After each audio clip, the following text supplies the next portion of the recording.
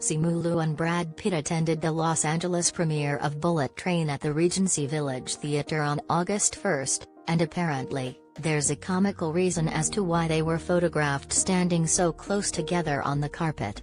Following the big event, Simu, 33, shared a snapshot of him with Brad, 58, during the premiere of the action comedy film, and comedian and actress Chelsea Handler immediately commented on it. "Are you guys holding hands in this pic?" she asked in reaction to Brad and Simu standing so close that Brad's left arm overlapped the Marvel star. Simu replied with a witty joke, claiming that he was cupping his cheek, meaning his behind. Fans certainly got a kick out of that one.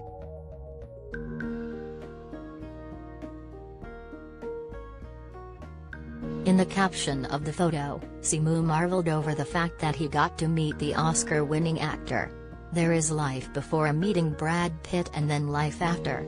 So basically it's all downhill from here," he joked.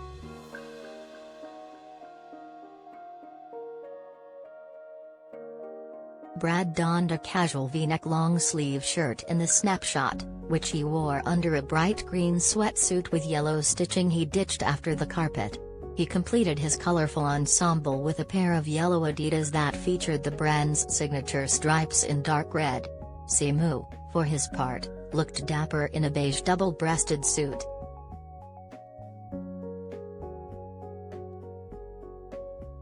Simu also hilariously took to Twitter to gush over the moment by posting the same photo of him with the dad of 6, but with a different caption.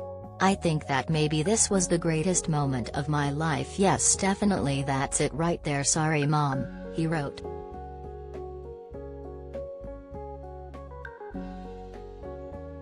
Meanwhile, Brad had his daughter, Shiloh, on his mind at the carpet premiere, as in an interview with Entertainment Tonight, he commented on the 16-year-old's viral dance skills, which have fans talking after several of her performances were posted online by her various dance instructors. "It brings a tear to the eye," he said. "Very beautiful." He also commented on the success of all his kids, who he shares with ex-wife Angelina Jolie, as they grow into individuals.